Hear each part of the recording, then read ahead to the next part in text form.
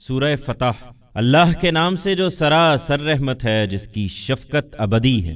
اس میں کچھ شک نہیں ہے پیغمبر کہ ہم نے تم کو کھلی فتح عطا کر دی ہے کہ تم سرخ روئی کے ساتھ اپنی ذمہ داری سے سبکدوش ہو جاؤ، اور اس کے صلے میں اللہ تمہارے اگلے اور پچھلے سب گناہوں کو بخش دے اور تم پر اپنی نعمت تمام کرے اور تمہارے لیے ایک سیدھی راہ کھول دے، اور اللہ تمہاری ایسی مدد کرے جو ناقابل شکست ہو۔ وہی ہے جس نے فتح کے اس سفر کے لیے نکلتے وقت مسلمانوں کے دلوں میں طمانینت نازل فرمائی تاکہ وہ نکلیں، اور اس کے صلے میں ان کے ایمان کے ساتھ اور ایمان کا اضافہ ہو، ورنہ اللہ اپنے دین کی نصرت کے لیے کسی کا محتاج نہیں ہے۔ زمین اور آسمانوں کے تمام لشکر اللہ ہی کے ہیں، اور اللہ علیم و حکیم ہے۔ اس لیے کہ اللہ مومن مردوں اور مومن عورتوں کو ایسے باغوں میں داخل کرے جن کے نیچے نہریں بہہ رہی ہوں گی، وہ ان میں ہمیشہ رہیں گے، اور اس لیے کہ وہ ان کے گناہ ان سے جھاڑ دے۔ اللہ کے نزدیک بڑی کامیابی یہی ہے۔ اور اس لیے بھی کہ اللہ منافق مردوں اور منافق عورتوں اور مشرک مردوں اور مشرک عورتوں کو سزا دے جو اللہ کے حق میں طرح طرح کی بدگمانیاں کرتے رہے۔ یہ مسلمانوں کے لیے بری گردش کے منتظر ہیں۔ بری گردش انہی پر ہے۔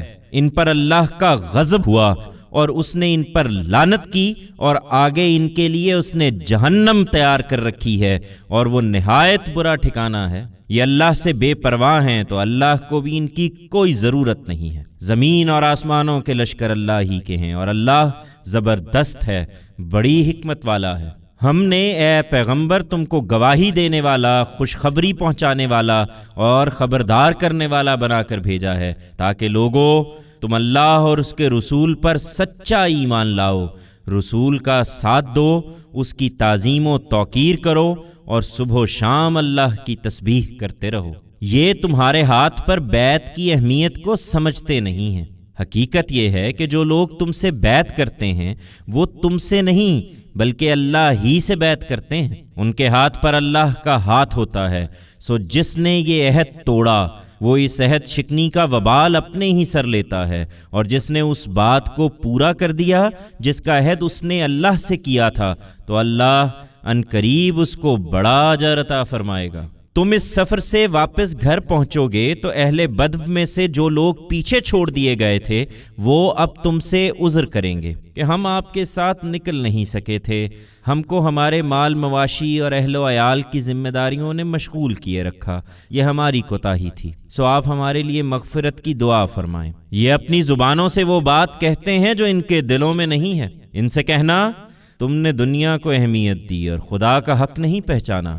ذرا بتاؤ کہ پھر کون ہے جو تمہارے لیے اللہ کو روک دینے کا کچھ اختیار رکھتا ہے؟ اگر اللہ تم کو کوئی نقصان پہنچانا چاہے یا تم کو نفع پہنچانا چاہے؟ نہیں، یہ کوئی عذر نہیں، بلکہ جو کچھ تم کر رہے ہو اللہ اس سے باخبر ہے۔ اسے معلوم ہے کہ تم اس لیے پیچھے نہیں رہے بلکہ تم نے یہ گمان کیا کہ رسول اور اس کے ساتھی اہل ایمان اب کبھی اپنے گھروں کی طرف پلٹ کر نہیں آ سکیں گے، اور یہ بات تمہارے دلوں میں کھبا دی گئی اور تم نے برے برے گمان کیے، اور اس کا نتیجہ یہ نکلا کہ بالآخر تم لوگ برباد ہوئے۔ یاد رکھو جو اللہ اور اس کے رسول پر سچا ایمان نہیں لائے تو اسی طرح کے منکرین ہیں جن کے لیے ہم نے دہکتی آگ تیار کر رکھی ہے، اور وہاں کوئی کسی کے کام نہ آئے گا، اس لیے کہ زمین اور آسمانوں کی بادشاہی اللہ ہی کی ہے۔ وہی جس کو چاہے گا بخشے گا، اور جس کو چاہے گا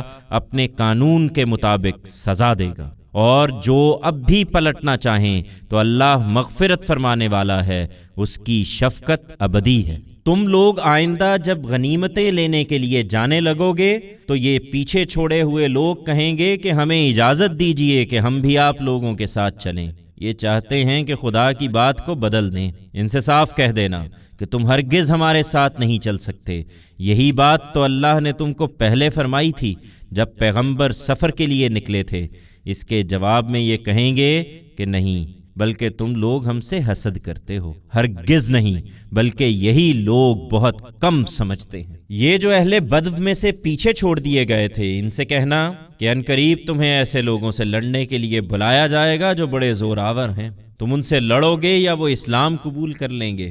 پھر اگر تم نے حکم کی اطاعت کی تو اللہ تمہیں اچھا اجر دے گا، اور اگر کہیں اس وقت بھی سرتابی کی جیسے پہلے سرتابی کر چکے ہو تو اللہ تم کو دردناک عذاب سے دوچار کر دے گا۔ اس سے صرف معذورین مستثنی ہوں گے، اس لیے کہ اندھے پر کوئی گناہ نہیں اگر وہ جہاد کے لیے نہ نکلے، اسی طرح لنگڑے پر بھی گناہ نہیں، اور نہ مریض پر کوئی گناہ ہے اگر وہ اطاعت پر قائم ہوں، اور جو اللہ اور اس کے رسول کی اطاعت پر قائم رہے گا اللہ اس کو ایسے باغوں میں داخل کرے گا جن کے نیچے نہریں بہتی ہوں گی، اور جو روگردانی کرے گا اسے وہ دردناک عذاب کی سزا دے گا۔ تمہیں خوشخبری ہو کہ اللہ ایمان والوں سے راضی ہو گیا۔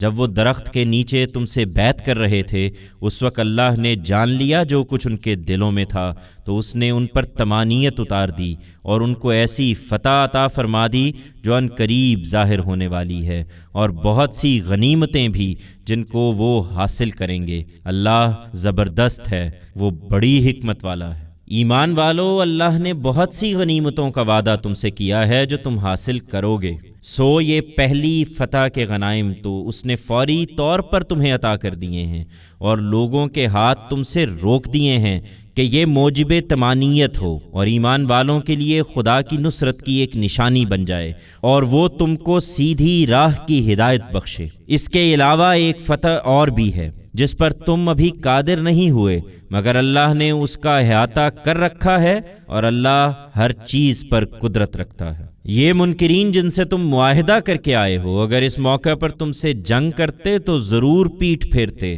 پھر اپنے لیے کوئی حامی اور کوئی مددگار نہ پاتے۔ یہ اللہ کی ٹھہرائی ہوئی سنت ہے جو پہلے سے چلی آ رہی ہے، اور اللہ کی سنت میں تم کوئی تبدیلی نہیں پاؤ گے۔ وہی ہے جس نے مکہ کی وادی میں ان کے ہاتھ تم سے اور تمہارے ہاتھ ان سے روک دیے، اس کے بعد کہ اس نے تم کو ان پر غلبہ عطا کر دیا تھا، اور جو کچھ تم کر رہے تھے اللہ اسے دیکھ رہا تھا۔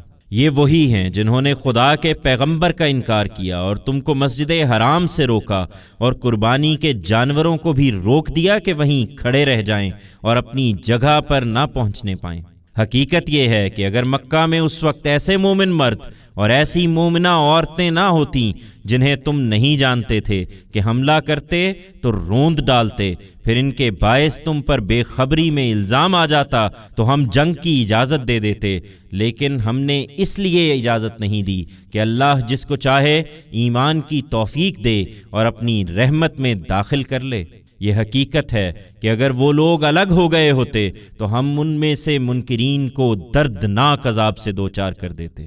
اس وقت کو یاد رکھو جب ان منکروں نے اپنے دلوں میں حمیت پیدا کر لی، زمانہ جاہلیت کی سی حمیت، تو اللہ نے اپنے رسول پر اور اس کے ماننے والوں پر اپنی طمانینت نازل فرمائی اور انہیں تقوی کی بات کا پابند رکھا، اور وہ اس کے حقدار اور اس کے اہل بھی تھے، اور اللہ ہر چیز کا جاننے والا ہے۔ اس لیے مطمئن رہو ایمان والو، یہ حقیقت ہے کہ اللہ نے اپنے رسول کو بالکل سچا خواب دکھایا تھا۔ بے شک اللہ نے چاہا تو تم مسجد حرام میں ضرور داخل ہوگے پورے امن کے ساتھ، اس طرح کہ اپنے سر منڈواؤ گے اور بال کتراؤ گے، تمہیں کوئی اندیشہ نہیں ہوگا۔ بس اتنی بات تھی کہ اللہ نے جان لیا جو تم نے نہیں جانا، تو اس سے پہلے اس نے ایک قریبی فتح تمہیں عطا فرما دی۔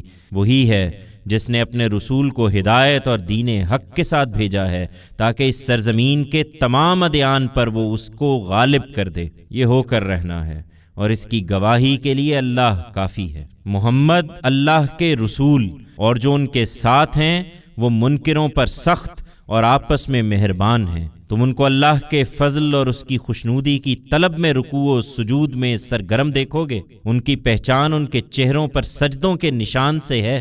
یہ ان کی تمثیل تورات میں ہے، اور انجیل میں ان کی تمثیل یہ ہے کہ جیسے کھیتی ہو جس نے اپنی سوئی نکالی، پھر اس کو سہارا دیا، پھر وہ گدرائی، پھر اپنے تنے پر کھڑی ہو گئی۔